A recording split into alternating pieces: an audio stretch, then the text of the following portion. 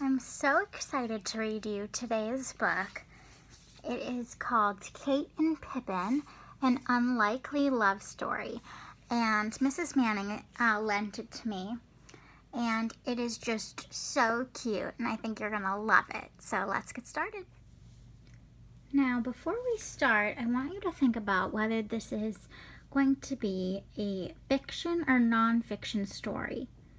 One clue that I had was that these are all photographs, which made me believe that it was probably nonfiction.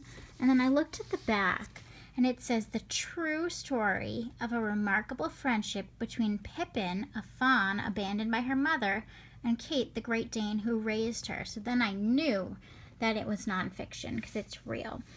And it also tells me a little bit about the author and his sister, who is a professional photographer, and she took all the pictures for this book. Look at how cute. So this is a fawn. Does anyone know what a fawn is? It's a baby deer.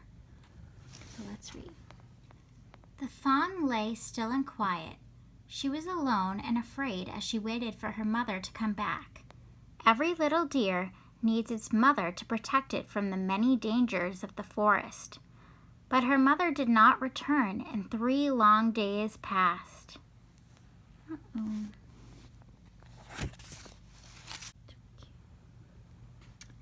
Finally, as the hungry fawn cried, friendly hands lifted her up. They gently carried her away from the field where she had been hiding and brought her to a nearby house.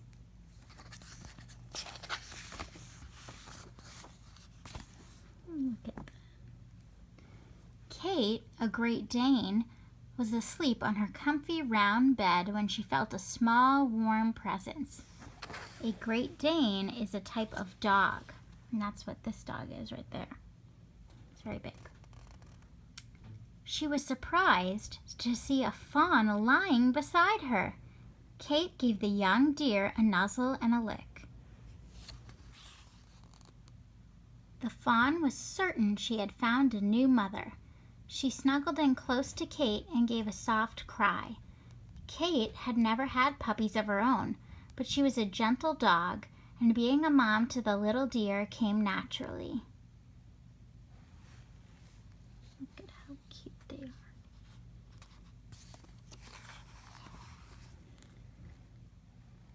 Watching them together, Kate's owner, Isobel, realized the fawn might be staying with them for a while and would need a name. Isobel decided on Pippin. The sound of the name suited the tiny deer perfectly. Kate and Pippin. Oh, look at that. Even though she was hungry, Pippin didn't know what to make of the baby bottle that Isobel offered her. At first, she bit the bottle, and she was disappointed when she couldn't get at the sheep's milk inside. Gradually, she calmed down and began to suck. After 2 days of practice, Pippin was feeding contentedly.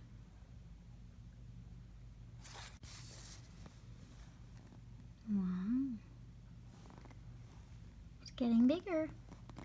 As Pippin grew, her bond with Kate also grew. She followed the big black dog everywhere, just as a puppy would follow its mother. After a week indoors, gaining strength and confidence, Pippin took her first steps outside. She made her way to the short set of stairs that led to the garden.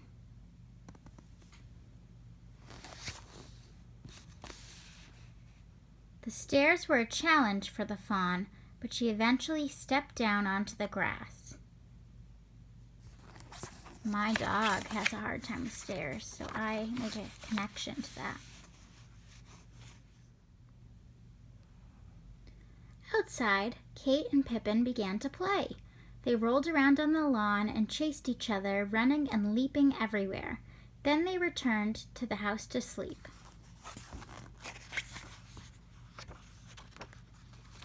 That's a full spread right there, the picture. One evening, though, the fawn did not return to the house. Isobel called to her, and Kate waited patiently for her to come home, but she had disappeared into the forest. Kate and Isobel worried they might never see Pippin again. Oh no.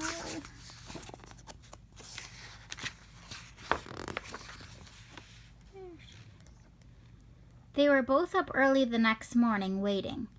Finally, at the edge of the trees, the long grass rustled and Pippin came into view. She trotted up to Kate and made a little greeting sound before asking to be fed.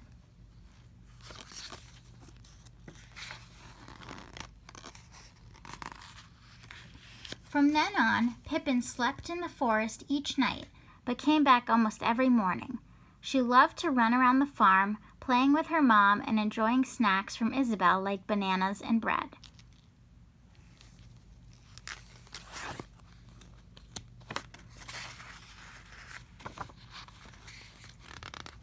Pippin grew up quickly, but she was still Kate's little pup.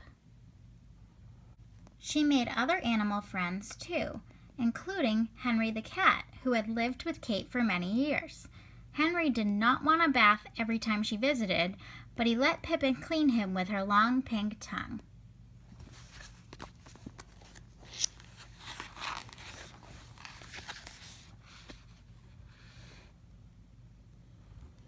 Pippin gradually became an independent deer. She no longer needed to be bottle fed, and she foraged on plants and grasses in the forest.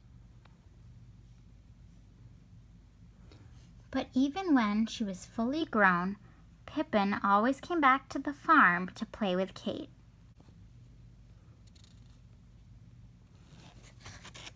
Sometimes Pippin still invites herself into the house for a visit.